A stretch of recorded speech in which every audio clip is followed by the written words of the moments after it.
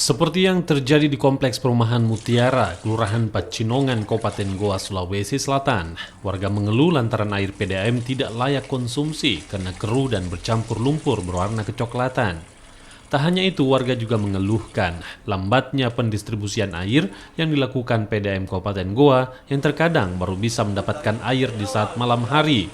Bahkan air yang disalurkan juga tidak layak digunakan.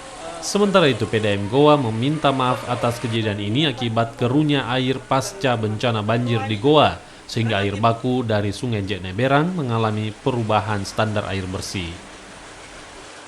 Sebenarnya dominan keruh ki. Biasa jernih juga, cuma intensitas jernihnya itu pagi, jadi dari pagi jam 6 sampai jam 11. Setelah itu tidak jalan, tidak ngalir mie air. Nanti malam lagi baru ngalir, lancar, tapi keruh sekali, keruh. Itu dipenuhi lumpur atau seperti apa? Kalau tengah malam sekali itu lumpur, tapi kalau dari jam 7 malam sampai jam 10 malam itu keruh lah, kayak keruh. Warna Tidak coklat lagi ya? dipakai. Tentunya saya selaku penanggung jawab di bidang teknik di PDAM ini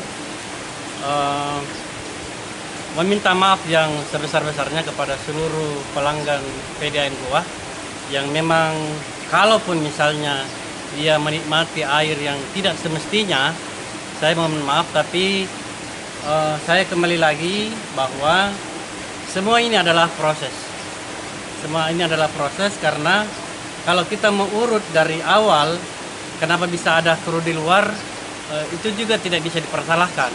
Karena bisa saja bahwa di dalam